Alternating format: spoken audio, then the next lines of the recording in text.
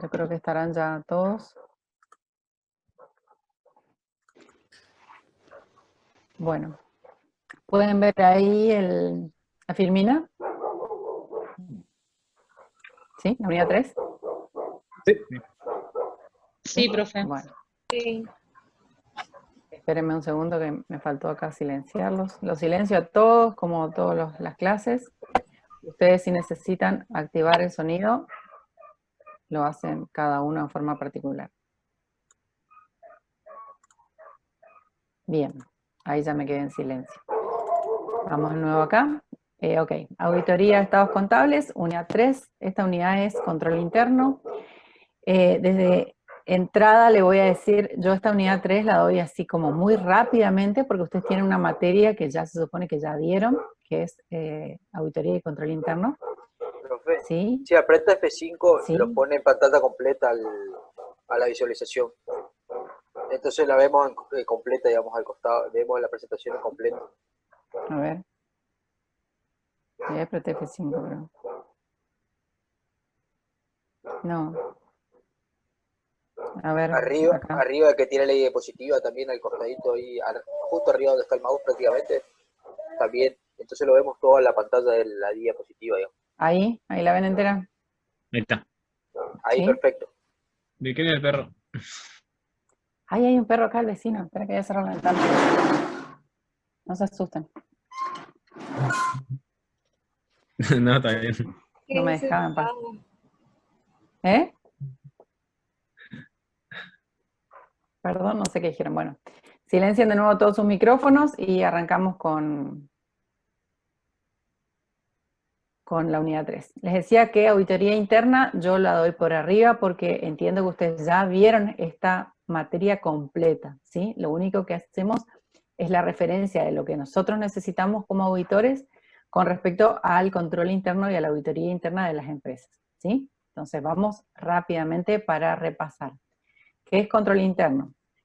Comprende el plan de la organización y el conjunto coordinado de métodos y medidas adoptadas por una empresa para salvaguardar sus activos, verificar la exactitud y confiabilidad de su información contable, promover la eficiencia de las operaciones y alentar la adhesión a las políticas establecidas por la gerencia. Por supuesto que la parte que a nosotros más nos toca es esta parte que dice acá confiabilidad de la información contable, ¿sí? O sea que si el control interno de la empresa no es muy eficiente en la salvaguarda de los activos, vamos a tener algún tipo de inconveniente. ¿Ustedes escuchan mucho el ladrido de los perros? Sí, pero Bastante, no sé, problema. pero se escucha. Bueno, no es mío, así no sé qué hacer. No, Bien. lo dije profe porque pensé que era alguno que quedó abierto. No, está bien, desactiven de nuevo sus micrófonos. Bueno, entonces les decía que la parte que más nos importa a nosotros en cuanto al control interno de la empresa es verificar la exactitud y confiabilidad de la información contable, ¿sí? Bien, los elementos de control interno. Tenemos el plan de la organización y su estructura, ¿sí? Las normas de autorización y procedimiento y registro de operaciones, que esto va a estar todo en el manual de misiones y funciones de la empresa, ¿no es cierto? Que nosotros tenemos previamente que analizar todo esto. Bueno, ahí como les decía, el manual de misiones y funciones. A ver si voy con esto. Bueno, y los objetivos del control interno. Está un poco separado de lo que decía ya en la definición. Salvaguardar los activos, verificar la exactitud y confiabilidad de la información contable, promover la eficacia operativa, estimular la adhesión de prescripciones de la gerencia, es decir, si la empresa acata o no las órdenes, digamos, de la gerencia. Controles contables y controles operativos. Los controles contables comprenden aquellos que están referidos al plan de la organización y a las normas de autorización y registro de las operaciones. Es decir, los controles contables van a incluir todos aquellos controles que se realicen sobre las distintas actividades y funciones en la empresa que tengan que ver en definitiva luego con un registro contable. Es decir, cómo se reciben las facturas, todas las documentaciones de respaldo, quién las recibe, quién las archiva, quién las firma, quién está encargado de, por ejemplo, gestionar los pagos, quiénes firman los cheques. Todo esto va a estar referido a los controles contables, es decir, todos aquellos movimientos en la empresa que luego tengan un registro contable que el control pueda realizar, ¿no es cierto? Bueno, están dispuestos para prestar protección adecuada a los activos y para asegurar la confiabilidad de la información contable. Estos controles contables son los que tienen que ser fuertes y detectar los errores en la contabilidad, las omisiones en la contabilidad, para que nosotros después como auditores podamos apoyarnos en estos controles internos de la empresa. Los controles operativos son de mayor amplitud e incluyen también a los controles contables. Están relacionados con las funciones gerenciales destinadas al logro de los fines de la organización. Los controles operativos tienen más que ver con el control de las operaciones que suceden en la empresa. Es decir, por ejemplo, si se archivan bien los elementos dentro del inventario, si hay un adecuado control en cuanto a las entradas y salidas de mercaderías, de los distintos sectores de producción, con respecto a la manipulación de las materias primas y materiales. O sea, todo esto tiene que ver con la operatoria de la empresa, que, como dice, incluye al control contable, porque es más grande. O sea, el control operativo es de toda la empresa, ¿sí? Mientras que el control contable tiene nada más que ver con la parte que va a ir, en definitiva, reflejada en la contabilidad. Bien. Esta separación no es excluyente, puesto que existen controles que satisfacen a ambas perspectivas, es decir, hay controles que son tanto contables como operativos. Pero solo los controles contables se encuentran dentro de las normas de auditoría de los estados contables, ¿sí? Vamos a ver algunos de los controles típicos en las distintas organizaciones. Uno es la definición de autoridad, responsabilidad y funciones entre los miembros de la organización. Esto va a estar en el manual de misiones y funciones de la empresa. Nosotros vamos como auditores a tener que verificar si este manual está actualizado, ¿sí? Si se cumplen, digamos, estos sistemas de autoridades, responsabilidades y funciones, ¿sí? La separación de las funciones, es decir, las incompatibilidades, generalmente para un control cruzado, existen separación de funciones, por ejemplo, no sé, que el cajero no sea la misma persona que luego va a depositar los ingresos de la empresa en el banco. ¿Por qué? Porque ahí puede haber, ¿no es cierto?, desvíos de fondos. Entonces, al separar las funciones, hay un control por oposición o control cruzado entre las dos personas, ¿sí? Y entonces el cajero se asegura de haber entregado los fondos de manera íntegra, y a su vez la persona que va a ir a realizar el depósito al banco también se asegura que el cajero le haya dado íntegramente los fondos. Entonces esto es separación de funciones. Las distintas autorizaciones, es decir, quiénes tienen autorizaciones para realizar tal o cual tarea y quiénes las ejecutan. Quiénes son los que custodian los activos y quiénes son los que registran contablemente. Por lo general, se hace una separación de funciones entre, por ejemplo, quien realiza la gestión de pagos y quien lo registra contablemente, ¿sí? O sea, por lo general el registro contable está separado de las demás funciones para que justamente no existan omisiones voluntarias, o bien no se contabilice algo, digamos, de manera, por así decirlo, más favorable, ¿sí?, a la persona que está realizando, ¿sí?, que está haciendo la ejecución de la tarea.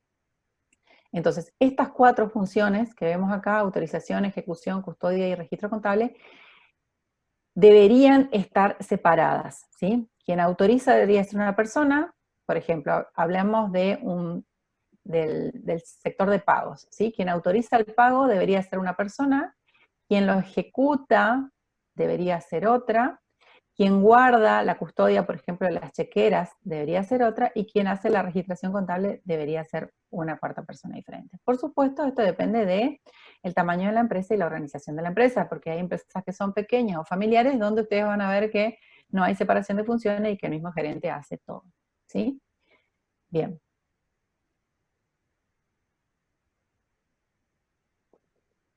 En cuanto, vuelvo a lo que estábamos hablando, otros son restricción del acceso a los activos de la empresa, ¿sí? Es decir, que quiénes son las personas que pueden ingresar a los distintos depósitos, ya sea de materia prima y materiales, de donde están guardados algunos bienes de uso, la restricción al acceso, por ejemplo, a las cajas de seguridad, la restricción al acceso al sector de pago y la restricción al acceso también de los sistemas contables. La descripción de los procedimientos operativos de cada subsistema dentro de la organización, la implementación de controles dirigidos al cumplimiento de los procedimientos establecidos. Este punto 5, la implementación de los controles, es lo que nosotros vamos a tener que analizar previamente en la parte técnica, digamos, de cómo están explicados estos controles, y luego vamos a tener que ir a la práctica para ver si estos controles realmente se ejecutan en la realidad de la empresa. Empleo de formularios adecuados, ¿sí? Prenumerados que contengan datos relevantes de cada operación. Siempre que los formularios estén prenumerados, nosotros vamos a poder guiarnos y auditarlos, ¿sí?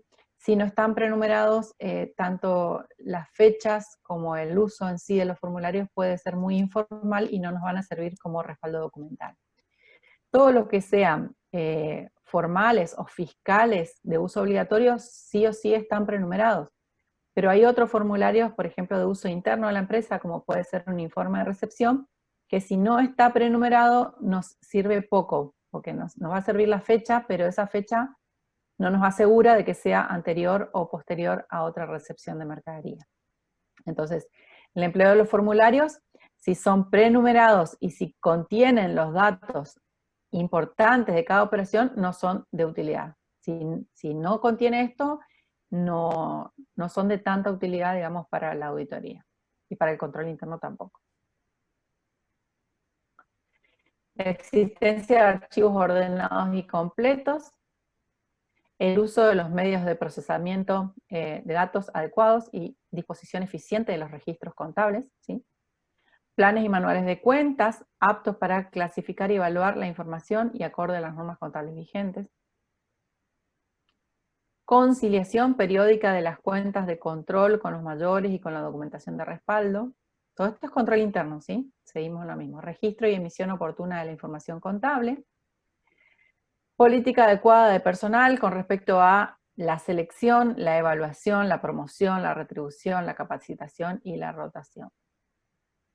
Bueno, hasta ahí estábamos entonces con el control interno. Todo esto es lo que nosotros vamos a revisar, ¿sí? Estoy volviendo para atrás. Estos controles típicos en la empresa que vamos a auditar. Este análisis, ya vamos a ver más adelante que este análisis de los controles típicos nosotros lo tenemos que hacer en la primera etapa de la auditoría, en la etapa de la planificación. Pero entonces, cuando hagamos este análisis del control interno, nosotros tenemos que tener en cuenta estos controles típicos. Estos controles típicos existen en la organización, funcionan, porque una cosa es que el manual de misiones y funciones lo diga, pero otra cosa es que se apliquen en la realidad. El control no solamente tiene que poder detectar los errores, sino que además la empresa, cuando el control interno detecta el error, la empresa tiene que tener la autoridad y las autorizaciones suficientes para corregirlo, ¿sí? Porque si el control interno detecta el error, pero luego la empresa no lo corrige, ¿sí? Ya sea un error contable o un error de salvaguarda de activos o un error en la separación de funciones, lo que sea, cualquiera de estos, si la empresa después no toma la decisión de corregirlo, en definitiva el control interno no funciona, porque detecta los errores, pero la empresa no los corrige, ¿sí? Entonces, esto es lo que nosotros tenemos que evaluar en esa primera etapa de la planificación para ver si como auditores vamos a decidir apoyarnos o no en el control interno de la empresa. Bien, voy a avanzar esto de nuevo. Auditoría interna. Bueno, una cosa es el control interno, que es lo que vimos recién, y otra cosa es la auditoría interna. Es la función de evaluación independiente establecida en una organización para la revisión de sus actividades como un servicio a la dirección, ¿sí? La auditoría interna Fíjense acá la palabra independiente. Siempre que nosotros hablamos de auditoría, ya sea interna o externa, está presente este factor de independencia, ¿sí? Si la auditoría no es independiente, entonces sigue siendo control interno, ¿sí? La diferencia entre control interno y la auditoría es que la auditoría es independiente al sistema que controla, ¿sí? Entonces, esto dice acá como un servicio a la dirección, es decir que esta auditoría, si bien puede ser realizada por empleados dentro de la empresa, o sea, por eso no es externa, ¿sí, no? Es realizado dentro de la misma empresa, pero es un servicio a la dirección y es independiente del sistema que controla, ¿sí? Es un control que funciona midiendo y evaluando la confiabilidad y eficacia del sistema integral de control interno de la entidad con miras a lograr su mejoramiento. Entonces, lo que hace la auditoría interna es relevar el control interno para ver si este funciona, si es confiable, si es eficaz, y luego también va a verificar esta auditoría interna las medidas correctivas que toma luego el ente. Siempre el objetivo de la auditoría interna es lograr el mejoramiento, ¿sí? Lograr de que el sistema de control interno funcione adecuadamente. Ese es el objetivo de la auditoría interna, ¿sí? Distinto totalmente del objetivo de la auditoría externa, que es la nuestra. Bueno, solamente puede ser conceptualizada auditoría cuando no está incorporada al sistema operante, es lo que les decía recién, que sea independiente al sistema que controla, ¿sí? El subsistema de control denominado auditoría interna debe responder a la máxima jerarquía que esté por encima del sistema operante. Fíjense, acá está un gráfico, ¿sí? Donde nosotros tenemos los distintos sectores de la empresa, el sistema operante, ¿sí? Independientemente del tipo de empresa que sea, y la auditoría interna está, así como un órgano staff, directamente dependiendo del nivel ejecutivo máximo de la empresa, independiente del sistema operante. ¿Sí? Esta es la condición esencial, la independencia, para que sea auditoría, si no sigue siendo control, ¿sí? Si no hay independencia, es solamente una revisión de que el control funcione, pero una revisión, no es una auditoría. La auditoría siempre tiene el componente de independencia. Bueno, las funciones principales de la auditoría interna entonces son la revisión de las operaciones para verificar su concordancia con las políticas y procedimientos establecidos por la empresa, el control de los activos a través de los registros y comprobaciones físicas, la revisión de las políticas y procedimientos con miras a evaluar su efectividad, la revisión de la concordancia entre los procedimientos contables y las normas contables vigentes. Por más que sea auditoría interna, ¿sí? Siempre, cuando hablamos de procedimientos contables, siempre la auditoría interna también va a tener que verificar que exista una concordancia entre el sistema contable y las normas contables vigentes, por más que sea auditoría interna. Bueno, acá hicimos un cuadrito bien ilustrativo. ¿Por qué? ¿Por qué bien ilustrativo? Porque esta es una pregunta que siempre hago en los exámenes, tanto parciales como finales, la diferencia entre los tres tipos de auditoría, ¿sí? La externa, que es la que nos ocupa a nosotros, la interna, que es la que estamos viendo ahora, y la auditoría operativa. Entonces, en este cuadrito que está con colores así bien llamativo, para que ustedes digan, bueno, esto es muy importante, tengo que estudiar esta parte, no me puedo olvidar de esto, porque esto me van a preguntar. ¿Está? Yo les digo así, después van a los exámenes finales y igual no saben. Me pone así en fosforescente. Bueno, entonces la auditoría externa, ¿quién la realiza la auditoría externa? Ya está ahí, un contador público, ¿sí? ¿Cómo tiene que ser el contador público? Independiente, ¿sí? Esto ya lo vimos en la unidad 1 y 2. ¿Quién realiza la auditoría interna? Pueden ser funcionarios dependientes del ente, o sea, son empleados del ente, ¿sí? Dijimos, es un órgano staff. ¿Perdón? Puede ser un contador también el que hace la interna. Claro, puede ser, bien dijiste, puede ser un contador, pero no es necesario que sea un contador. Mientras que la auditoría externa sí es, obligatoriamente tiene que ser un contador público, matriculado e independiente, ¿sí? En la auditoría interna puede llegar a ser una persona idónea, ¿sí? No necesitas tener el título de contador. Puede ser que sí, puede ser que sea el contador de la empresa, pero para que sea auditoría, tiene que ser independiente del sistema que está controlando, ¿sí? O sea que si es el mismo contador que realiza la contabilidad en la empresa, no hay independencia, ¿sí? Tiene que ser un contador, digamos, que esté por encima del sistema operante en la contabilidad de la empresa. Bien, entonces son funcionarios dependientes del ente, o sea, dependen a la máxima jerarquía de la empresa. Y la operativa pueden ser profesionales, tanto internos como externos. ¿Y por qué digo profesionales? Porque no es necesario que sea un contador público. La auditoría operativa puede ser, dependiendo del tipo de operación que esté queriendo auditar o controlar, profesionales de distintas áreas. Pueden ser ingenieros, arquitectos, ¿sí? Dependiendo de lo que esté intentando auditar, ¿sí? No solamente es, la auditoría operativa no es del sistema contable como sí lo es la auditoría externa, ¿sí? Bien. El objetivo de la auditoría externa es emitir una opinión sobre la razonabilidad de los estados contables, ¿sí? Esto, vuelvo a repetir, emitir una opinión. Ese es el objetivo de la auditoría externa, emitir una opinión sobre la razonabilidad de los estados contables. Ay, Marcelo, qué bueno sería que me convides un mate. Bueno, yo no llegué a hacerlo. El objetivo de la auditoría interna es medir y evaluar la confiabilidad y eficacia de las actividades del control interno. Me faltó ahí, ¿sí? Pero el control interno. Entonces, el objetivo es verificar que el control interno funcione, ¿sí? Que sea eficaz y que sea confiable. Ese es el objetivo de la auditoría interna. Fíjense que es bien diferente al de la auditoría externa.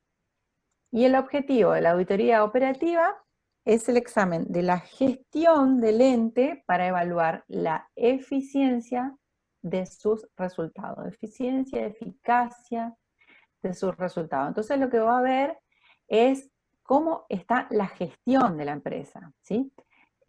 Puede ser de toda la empresa la auditoría operativa o puede ser por distintos sectores. Eso es independiente. Pero siempre lo que se busca es ver que ese sistema operativo esté funcionando eficientemente, ¿sí? O sea, lo que busca es la eficiencia de los resultados de esa operación o de esa área de la empresa o de ese sector de la empresa, ¿sí? Entonces, acá vemos bien clarito las diferencias entre los tres. Hay muchas otras diferencias, pero a mí me interesa que ustedes sepan quién la realiza, que es la primera parte que vimos, es decir, quién la realiza. Uno es un contador público independiente, el otro un funcionario dependiente, y el otro es un profesional que puede ser dependiente o independiente, interno o externo, ¿sí? Y los objetivos, o sea, me interesa quién la realiza y los objetivos, que son bien diferentes. Como les aclaré recién, hay otras diferencias, pero yo quiero puntualizar en estas para que quede bien claro, ¿sí? Bien. ¿Estamos con este cuadrito? ¿Se entendió bien? ¿Alguna pregunta? Si alguien quiere hacer una pregunta, que levante su micrófono. ¿No? Sí. Profe, Sí, Marcelo. ¿cuál sería la diferencia principal, digamos, entre interna y operativa? Es bien diferente. En el objetivo, digamos. El objetivo de la auditoría interna se basa en el control interno, ¿sí? O sea, lo que busca la auditoría interna es evaluar la eficacia, que el control interno funcione, que detecte las fallas, ¿sí? Que el control interno me muestre dónde se está yendo los fondos, que el control interno me detecte, ¿sí? Cualquier anormalidad. Esa es la función de la auditoría interna. En cambio, la auditoría operativa lo que busca es ver si el sistema, por ejemplo, un sistema de producción, ¿sí? Si el sistema de producción es eficiente, ¿sí? En el mismo sistema, es decir, si se utilizan la cantidad de materias primas necesarias, si se podría optimizar, ¿sí? De alguna manera, qué sé yo, el uso de los recursos, el uso de la mano de obra, ¿sí? O sea, una auditoría operativa te va a decir, no, tenés demasiada mano de obra en este sector productivo, por ejemplo, ¿sí? No tiene nada que ver con el control interno. ¿Se entendió, Marcelo? Sí, sí. Es más a la eficiencia apuntado. Exactamente. La operativa se está enfocada a la eficiencia y la interna está enfocada al control interno, ¿sí? Perfecto. Una es la eficiencia de las distintas operaciones. Por eso, cuando hablamos de auditoría operativa, puede ser de distintos tipos de auditoría operativa, ¿sí? Puede ser de un solo sector, de toda la empresa, de todo el ejercicio. Bueno. O sea, podríamos decir entonces que la operativa es de procesos en sí y la interna es del control de esos procesos, que el control funcione. Sí, exactamente. Yo digo procesos u operaciones. ¿Sí? Bien. Necesidad de evaluación del control interno por el auditor. Bueno, esta es la parte que nos toca. Nosotros vimos en la RT37, en clases anteriores, que el primer punto dentro de los procedimientos típicos de auditoría era la evaluación del sistema de control interno por parte del auditor, ¿sí? O sea, el auditor, antes de empezar a trabajar, va a hacer una evaluación del sistema de control interno de la empresa. No va a ser la auditoría interna de la empresa, ni va a ser la auditoría del control interno de la empresa. No es. Simplemente va a evaluar, ¿sí?, si el control interno funciona de una manera mucho menos,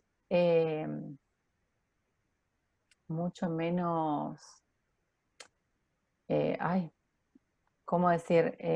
No tan profunda, ¿sí?, como lo hace una auditoría interna. La auditoría interna es todo un proceso para evaluar el control interno. Nosotros vamos a evaluar el control interno, pero de manera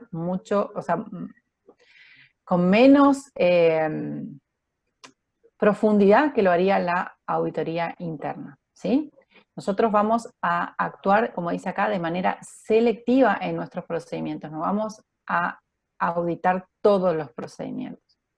Porque lo que nosotros vamos a hacer con esta evaluación del control interno no es decir si el control interno funciona o no funciona. No le vamos a decir a la empresa, su sistema de control interno no funciona para nada, porque ese no es nuestro objetivo en la auditoría externa. Nuestro objetivo en la auditoría externa es decir si los estados contables reflejan la realidad de la empresa, ¿sí? Claro.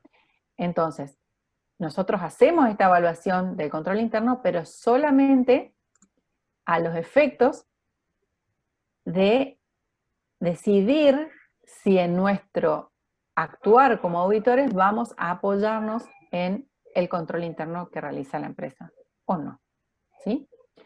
Como el auditor actúa selectivamente, dice ahí, y aunque comprobara todas las operaciones no sabría si no existen omisiones, su trabajo dependerá de la efectividad de los propios controles del sistema auditado. La auditoría de estados contables revisa la salida del subsistema de información contable, por lo tanto la confiabilidad en este depende de la efectividad de los controles vigentes. Dado que el auditor debe emitir una opinión sobre esta información, ¿sí?, él, como tiene que emitir una opinión sobre la información que termina o sale, como dice ahí, del sistema de la contabilidad, el auditor debe, de alguna manera, evaluar si ese sistema de control interno es confiable, ¿sí? Si funciona, si detecta los errores y las omisiones, las fallas, si tiene puntos débiles o tiene puntos fuertes, ¿sí?, en su control. Para ello vamos a hacer la evaluación. Disculpe, es que cuidado que le queda menos de un minuto, digo. Ok. No, por las dudas. Ok. Si se cortan, ya saben, volvemos a ingresar con el mismo link, ¿sí?, cuando se corte.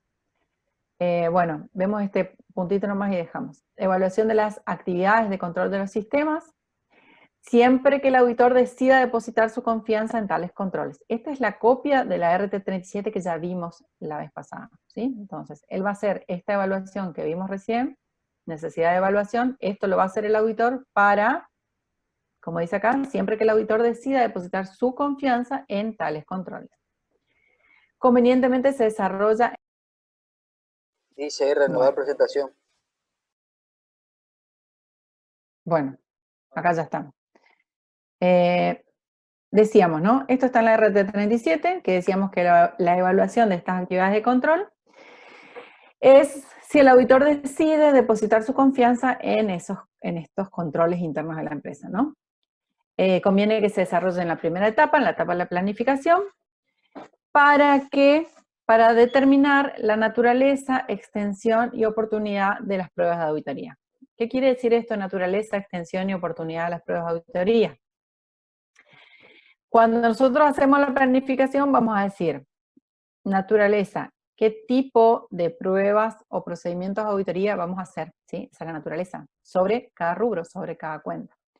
Extensión es cuánto es el universo que vamos a controlar o auditar. Por ejemplo, dentro del rubro créditos por venta, nosotros solemos realizar circularizaciones a clientes, ¿sí? La extensión me va a decir a cuántos clientes voy a circularizar, ¿sí? Por ejemplo, si la empresa tiene 100 clientes, bueno, nosotros vamos a decir ahí la extensión de la circularización a clientes va a ser del 30%, ¿sí? Y oportunidad es en qué momento, ¿sí? Vamos a realizar cada uno de los procedimientos de auditoría, ¿sí? Si en forma previa, como parte de la planificación, si vamos a realizarla en la misma fecha de cierre de los estados contables, como por ejemplo es necesario hacer la toma de inventario, ¿sí? O si lo vamos a hacer con posterioridad a la fecha de cierre de los estados contables y aproximadamente en qué día o en qué mes, ¿sí? Siempre es tentativa, digamos, la oportunidad. Entonces, cuando nosotros hemos evaluado las actividades de control interno de la empresa, entonces podemos planificar estos procedimientos de auditoría en cuanto a su naturaleza, extensión y oportunidad. Bien. ¿Qué es lo que vamos a hacer? Esto está todo en la RT37, después si lo quieren buscar. Acá lo que hacemos es una especie de resumen, ¿sí?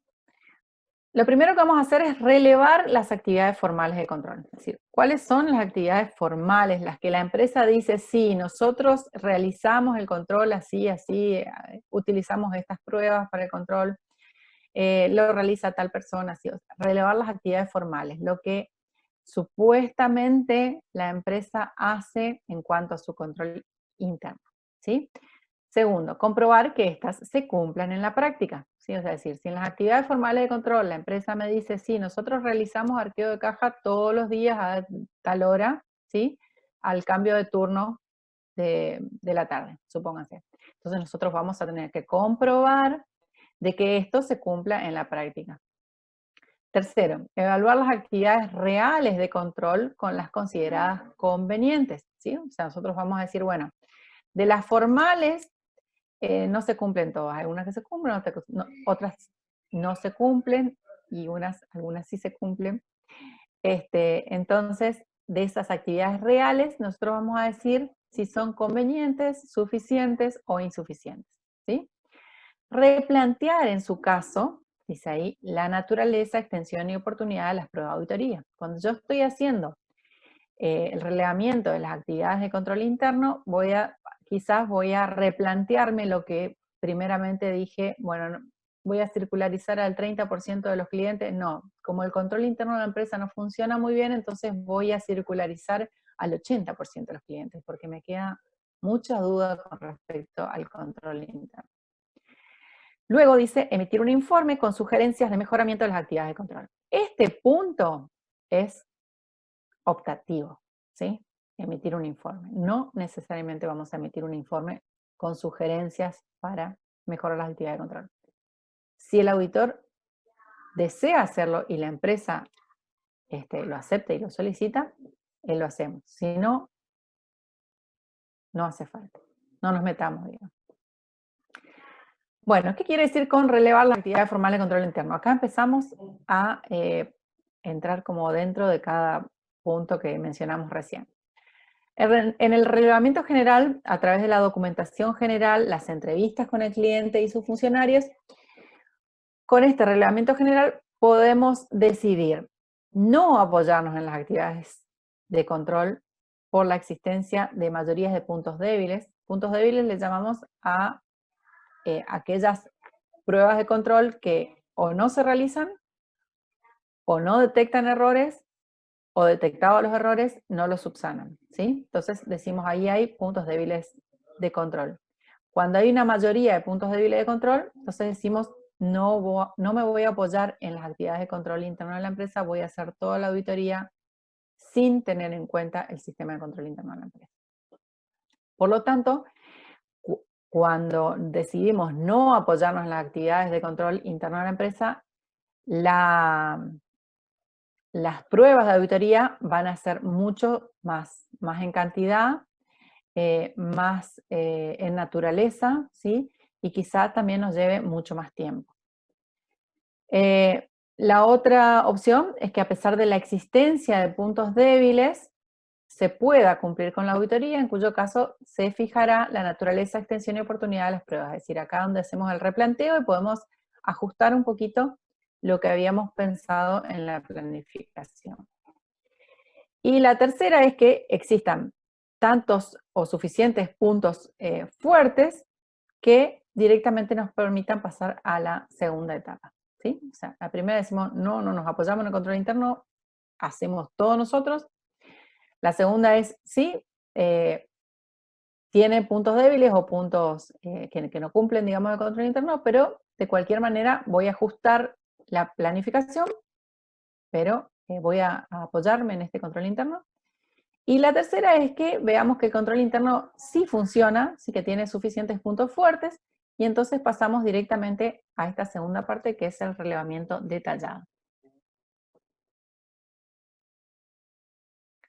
Bien, a través de los manuales de la organización, cursogramas, manuales de procedimiento, inspecciones oculares, consultas directas a empleados y funcionarios de la empresa, el auditor va a obtener el conocimiento profundo de las actividades de control. Y en esta etapa, dice, suelen utilizarse distintos métodos, ¿sí? El método narrativo, los cuestionarios y los cursogramas. Son distintos métodos para relevar estas actividades formales de control. La evaluación preliminar analiza la existencia o no de controles y si estos son razonables. Valora en qué medida cada riesgo está cubierto por un control. Y la probabilidad de que ocurrido el riesgo, el sistema lo detecte y lo anule o lo corrija. El auditor podrá concluir no confiar en los controles ante la existencia de numerosos puntos débiles, decidir si es posible continuar con la auditoría realizando procedimientos sustantivos, o podrá decidir apoyarse en los controles para el trabajo de la auditoría. Esto lo hacemos entonces en la evaluación preliminar, ¿sí? Evaluación entonces de las actividades de control. Esto es una especie de resumen. A mayor control interno, es decir, que el sistema de control interno funciona, que tiene suficientes puntos fuertes, ¿sí? Menor va a ser la extensión de los procedimientos de auditoría. Si conoce el alcance y la significatividad de las fallas, entonces se va a apoyar en el control interno de la empresa, pero va a profundizar en el análisis del sistema, ¿sí? Si las actividades de control son adecuadas, puede anticipar algunas pruebas. ¿Sí? Es decir, no, yo veo que el arqueo de caja se hace correctamente, he podido determinar que este sistema de control funciona, que no tiene fallas, que detecta las desviaciones, las corrige. Entonces nosotros decimos, bueno, no hace falta, ¿sí?, que yo venga exactamente el día de cierre de la empresa para hacer el arqueo de caja de cierre. ¿Por qué? Porque decido que esa parte del control funciona, entonces ese sistema de control es adecuado, y entonces esa prueba la puedo anticipar, ¿sí? Es decir, puedo hacer un arqueo de caja en cualquier momento y adecuarlo o llevarlo a la fecha de cierre. Bien, pruebas de cumplimiento de los controles. Este tipo de pruebas nos sirven para esta etapa en la cual estamos evaluando la eficacia y la eficiencia del control interno de la empresa. Son pruebas que me van a permitir verificar si los controles diagramados se están efectivamente aplicados, ¿sí? Y el auditor diseñará pruebas para verificar si los controles funcionan, es decir, si lo planeado se cumple en la práctica. Estas pruebas deberían realizarse durante todo el periodo examinado, en visitas preliminares antes del cierre del ejercicio al cierre de los estados contables y con posterioridad al cierre y durante su trabajo de auditoría.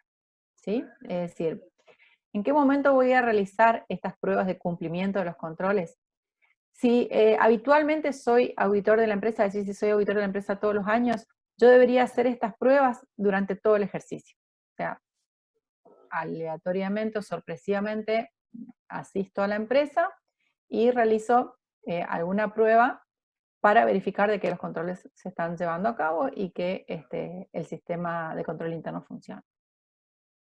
Si no soy auditor general, o sea, ejercicio tras ejercicio de la empresa, entonces en la visita preliminar, antes del cierre de ejercicio, voy a tener que evaluar estos controles y aplicar estas pruebas. Al cierre de los estados contables hay algunas pruebas que hay que hacerlas específicamente el mismo día del cierre, y con posterioridad al cierre durante el trabajo de la auditoría en sí, es decir, cuando estoy haciendo todas las otras pruebas sustantivas de análisis de saldo. La determinación de las fallas de control interno y su efecto en los procedimientos de auditoría. Al determinar si la falla de control interno de la empresa, las fallas de control interno de la empresa, el auditor deberá decidir si apoyarse o no apoyarse en este control interno y consecuentemente deberá replantear la naturaleza, oportunidad y extensión de los procedimientos de auditoría a aplicar. Ya lo dijimos, ¿sí? Es una especie de decirlo muchas veces para que penetre más en el intelecto. En su caso, podrá emitir un informe sobre las observaciones recogidas, también ya hablamos de esto. Bueno, las pruebas de auditoría. Diferenciación, acá vamos a ver la diferenciación entre lo que llamamos pruebas, procedimientos y técnicas, ¿sí? La prueba es la justificación de la razonabilidad de cierta afirmación. La prueba es la justificación de que una afirmación, como por ejemplo decir, la empresa tiene 1.000 pesos en caja, la prueba es la justificación de que esa afirmación es razonable, ¿sí? Ejemplo, prueba de existencia de un bien es la constatación visual. ¿Qué decimos? La prueba de que el rodado existe es que lo vi, ¿sí? Puedo hacer una inspección ocular. Esa es la prueba. El procedimiento es el modo de ejecutar la acción o la prueba, ¿sí? Por ejemplo, la inspección ocular que vimos recién, ¿sí? Es el procedimiento. En el procedimiento yo voy a determinar cómo voy a ir a ver ese bien de uso, ¿sí? ¿Cómo es el procedimiento? Yo primero voy a tener un listado de todos los bienes de uso, de cuándo fueron adquiridos, de qué color son, qué sé yo, ¿sí? Después voy a ir, voy a mirar, voy a certificar en qué estado están, ¿sí? O sea, ese es el procedimiento, ¿sí? Es el modo de ejecutar la prueba. Y la técnica es el conjunto de procedimientos, ¿sí? Por ejemplo, los procedimientos de auditoría es una técnica. Martín, ¿vos levantaste la mano por algo? Sí, le iba a preguntar si la constatación, o sea, la inspección ocular siempre era necesaria. ¿Puede contar como un procedimiento en la confirmación escrita de un ejecutivo de la empresa? Depende del rubro y depende de qué estamos hablando, ¿sí? O sea, por lo general si hablas de la inspección ocular de alimentario no es suficiente. Ahora, si vos me decís, bueno, la empresa tiene rodados y hay rodados, por ejemplo, una empresa de transporte de rodados que están viajando al momento de la inspección ocular y bueno, no los puedo ver, entonces me sirve en principio que un funcionario de la empresa me diga cuántos rodados tiene, pero después voy a tener que hacer otras pruebas. Al no poder hacer la inspección ocular voy a tener que hacer otras pruebas de revisión de la documentación, de revisión si están inscritos en los registros automotor correspondientes, ¿sí? O sea, Debería haber hoja de ruta, debería haber otra documentación también que respalde exactamente, la por eso salida de digo, viaje. otro tipo de documentación al no poder estar haciendo la inspección ocular, ¿sí? La inspección ocular de cualquier manera no se hace tampoco de todo, ni siquiera en el inventario de bienes de cambio yo no hago la inspección ocular de todo, ¿sí? Siempre nosotros como auditores hacemos una muestra y una inspección de tipo selectiva, ¿sí? Entonces, acá lo que estamos viendo es la diferencia en los términos de lo que es una prueba de auditoría, es decir, es ya la respuesta, por así decirlo, al procedimiento. Yo hice el procedimiento, que es la inspección ocular, la prueba es que lo vi, ¿sí? Esa es la prueba, yo vi, lo pude ver, entonces esa es la respuesta, digamos, a haber aplicado el procedimiento, ¿sí? Y la técnica es el conjunto de procedimientos. Bueno, acá vamos a ver tipos de prueba. Esto es en general, ¿sí? Después vamos a ver con los distintos rubros los tipos de prueba aplicables a cada rubro. Tenemos pruebas globales de razonabilidad de saldo de los estados contables, que vamos a ver después más adelante. Pruebas de cumplimiento de los controles, que son las que vimos recién, cuando estábamos hablando de control interno, vimos las pruebas de cumplimiento, ¿sí? Tenemos pruebas de validación de saldo de los estados contables, a través de distintos procedimientos de auditoría, vamos a ver. Revisiones analíticas por medio de índices y tendencias. Estas son pruebas que nos sirven para ver, por ejemplo, los índices con respecto a los estados contables del ejercicio anterior, ¿sí? Observaciones, pruebas de transacciones, pruebas directas de saldos entre cuentas, pruebas de incrementos y disminuciones contables, ¿sí? Estas son algunas de las pruebas, y después vamos a ver cómo estas pruebas se van aplicando a cada rubro. Luego tenemos las pruebas globales de razonabilidad de saldos o pruebas analíticas, que es la primera que vimos acá, ¿sí? Pruebas globales de razonabilidad de saldo, o también se llaman pruebas analíticas. Estas pruebas se implementan para lograr un mejor conocimiento del ente, ¿sí? Estas pruebas no son concluyentes a la hora de decir si el rubro, por ejemplo, bienes de cambio, está bien valuado. No me sirven estas pruebas, ¿sí? No me sirven para determinar el saldo de una cuenta, no me sirven. Estas pruebas son para lograr el conocimiento del ente y analizar las áreas de riesgo que vamos a tener en la auditoría, ¿sí? Por ejemplo,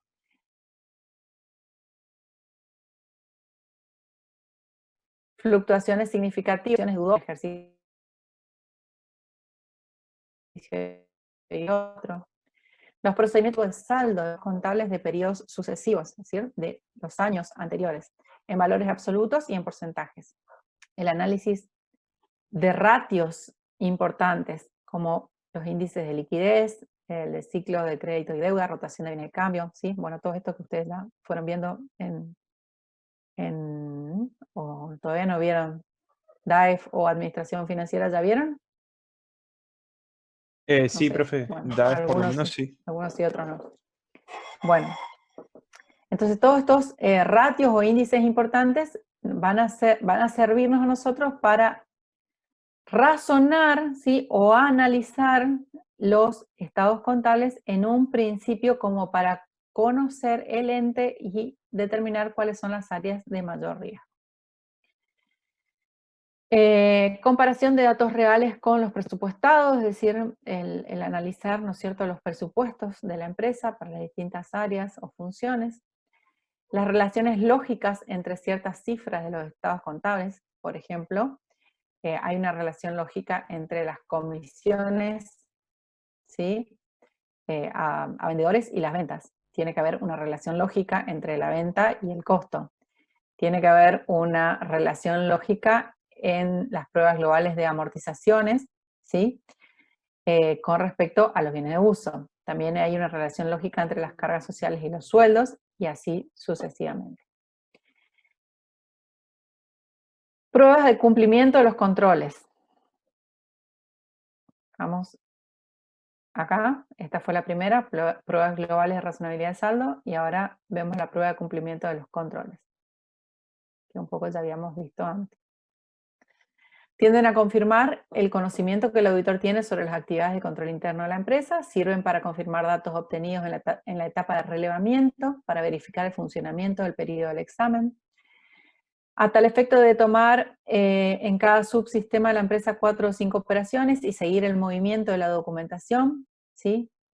Esto es con el respaldo documental, ir viendo cómo se va moviendo, por así decirlo, la documentación dentro de la empresa, ¿sí?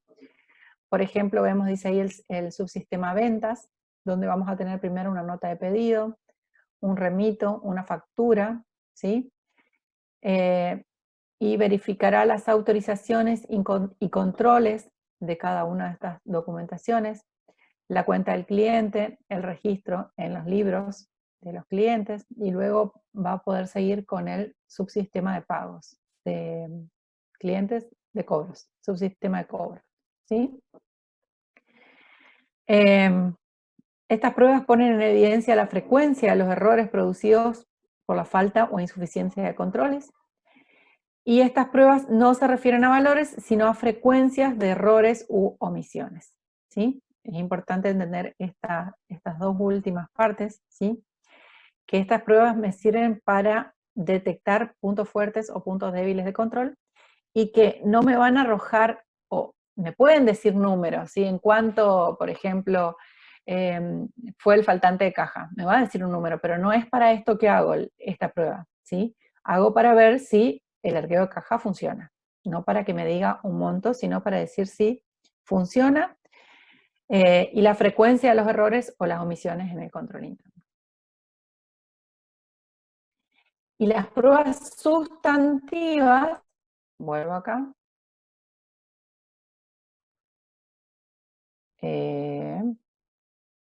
bueno, no está en este listado. Las pruebas sustantivas, que son las que nos ocupan a nosotras, esperen que se me fue. Ahí, estoy manejando con el mouse y acá. Bueno, pero no vimos las pruebas sustantivas. Pruebas sustantivas son las pruebas de validez de saldo. Estas pruebas son las que sí o sí nosotros tenemos que hacer como auditores para decidir si los saldos que están contenidos en los estados contables son los correctos y por lo tanto reflejan la realidad de la empresa, ¿sí? La realidad económica, patrimonial y financiera de la empresa. Tienen como objetivo comprobar la validez de los saldos de los estados contables. O sea, en este caso no me importa saber si el arqueo de caja funciona bien o no funciona bien. Me interesa saber cuánto es lo que tiene la empresa de efectivo en la caja al cierre, ¿sí? Se deben hacer sí o sí, dice ahí. No sé quién puso se deben hacer sí o sí.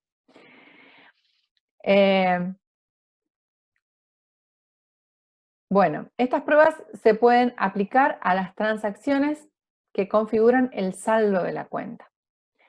Por ejemplo, a ventas, a gastos de mantenimiento, ¿sí? Se pueden aplicar a pruebas de operaciones contabilizadas, de incremento o disminución de saldo, y pruebas de comprobaciones en serie.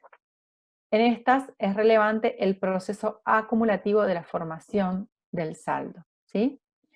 Pero también se aplican a saldos específicos al cierre, como por ejemplo las pruebas de saldos de bienes de cambio, de bienes de uso, de caja, de deudas financieras, etc. ¿Sí? En estas es relevante el saldo a una fecha determinada. A ver, repito para ver si se entiende mejor. Las pruebas de validez de saldo se aplican tanto a las cuentas que son acumulativas, como por ejemplo la cuenta de ventas, o cualquier cuenta de gasto, o cualquier cuenta de ingresos, ¿sí? Que son acumulativas. También se aplican a aquellas cuentas que en definitiva van a ir a parar el estado de situación patrimonial, como determinando el saldo específico a la fecha específica, que es la fecha de cierre, ¿sí? Que son todas las pruebas que se hacen al saldo final de las cuentas que se van a exponer en el estado de situación patrimonial, ¿sí? Entonces se pueden aplicar tanto a las transacciones, es decir, a las cuentas acumulativas que van a ir a parar al estado de resultado, como a aquellas cuentas de saldos específicos que van a ir a parar a las cuentas, al estado de situación patrimonial, ¿sí? Estas pruebas se realizan tomando una muestra. Si bien yo les dije, estas pruebas sustantivas sí o sí las tenemos que hacer, no quiere decir que tenga que hacerla a todos los estados contables y a todas las cuentas de la empresa, ¿sí? Las hacemos de manera selectiva, ¿sí? Se toma una muestra. Yo en la prueba sustantiva, voy a buscar determinar si el saldo, por ejemplo, de deudores por venta es el correcto a la fecha de cierre. Pero no voy a poder, dependiendo del tipo de empresa y dependiendo de la cantidad de clientes, no voy a poder circularizar al total de clientes, ¿sí? Entonces hago una selección o una muestra y por muestreo voy a verificar, ¿sí?, ese saldo contenido en los estados contables.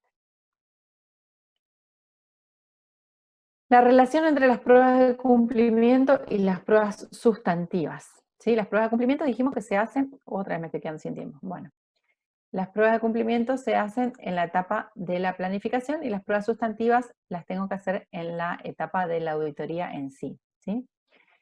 Es mayor la probabilidad de que un control ineficiente detectado en una prueba de cumplimiento derive en errores que afecten cifras en los estados contables. Es decir, si yo tengo problemas con el control interno, es mucho más probable que las cifras de los estados contables también estén erróneas. Pero bien puede ocurrir que los controles sean ineficientes y no se produzcan errores contables, las menos veces, pero puede pasar. El auditor puede decidir no realizar las pruebas de cumplimiento cuando directamente sabe que el control no es efectivo, o cuando el costo de probar los controles es superior al ahorro en la aplicación de las pruebas sustantivas, ¿sí? Si yo digo, al final voy a tener que aplicar las pruebas de cumplimiento y después voy a tener que igualmente aumentar la cantidad de pruebas sustantivas, entonces directamente no hago las pruebas de cumplimiento y me voy directamente a las pruebas sustantivas, ¿sí? Pero las pruebas sustantivas siempre son necesarias, ¿sí? Aun cuando las pruebas de cumplimiento arrojen resultados positivos, ¿sí? Es decir, yo puedo decidir no hacer las pruebas de cumplimiento, pero si hago las pruebas de cumplimiento y dicen el control interno funciona, detecta las fallas, está todo bien, voy a apoyarme en el control interno, igualmente tengo que aplicar las pruebas sustantivas, ¿sí? Procedimientos de auditoría. Bueno, no voy a avanzar más. Sí, 8 minutos tengo todavía, así que ya está por terminar. Procedimientos de auditoría. Esta clasificación, yo le puse ahí en rojo, esta palabra ustedes no la van a tener en sus filminas, porque se la puse ahora. Porque estos procedimientos de auditoría es en realidad una clasificación de los distintos procedimientos de auditoría que nosotros tenemos en la RT37, ¿sí? En la RT37 están detallados los procedimientos de auditoría, pero acá lo que hacemos es una especie de clasificación de cómo se agrupan procedimientos, ¿sí? Entonces podemos ver que los procedimientos de auditoría se pueden clasificar en procedimientos de inspección, ¿sí?, donde podemos ver la inspección ocular, la toma de inventario de bienes de cambio, la inspección de bienes de uso, el arqueo de documentos a cobrar, ¿sí?, son todos de inspección. Observación, ¿sí?, por ejemplo, la observación de un determinado proceso productivo. Confirmación, que son todas las que son circularizaciones, ¿sí?, confirmaciones directas de saldos de tercero. Recálculo, donde nosotros quizás podamos tener que hacer el recálculo de las amortizaciones, de los intereses devengados, ¿sí?, el recálculo de la evaluación de los bienes de cambio a valores corrientes, al cierre, ¿sí?, son de recálculo. De reejecución, cuando vamos a tener que solicitar la reejecución de un determinado proceso para verificar, ¿no es cierto?, su cumplimiento. Por ejemplo, esperen que se me fue la palabra. La conciliación bancaria, ¿sí? La conciliación bancaria la hace la empresa como un mecanismo de control interno. Nosotros lo que vamos a hacer es una reconciliación bancaria, es decir, la reejecución de la conciliación bancaria para ver si está correcta. Y después, procedimientos analíticos, ¿sí?, donde vamos, ya vimos, a analizar, ¿sí?, diferentes cuestiones, índices y demás de la empresa. Y la indagación, que tiene que ver con preguntas, ¿sí?, de tipo verbales o escritas, a funcionarios de la empresa, ya sea los de mayor jerarquía, como también a los empleados que intervienen en las distintas áreas. Bueno, acá vamos a comenzar a ver, ¿sí?, cada una de ellas que mencionamos acá en la clasificación, ¿sí? Entonces, la clase que viene partimos de acá, de esta clasificación, y vemos cada una de ellas. Voy a salir de acá. Volvemos al aula acá. Y bueno, abrimos el espacio a preguntas, dudas. Si quieren que volvamos a alguna filmina y analizamos mejor. Esta es la parte que tienen que hablar ustedes. Si no hablan, pregunto yo. Y usted tiene que contestar. Profe, Sí, Agustina. cuando habló de la clasificación en la confirmación, ¿sería en la confirmación de saldos? ¿Un ejemplo? ¿Sí? Todo lo que sean circularizaciones, confirmaciones de saldos, de clientes, de bancos, de proveedores. Nosotros pedimos que nos confirmen algún saldo a algún tercero diferente a la empresa. Sí. Gracias. ¿Alguna otra consulta?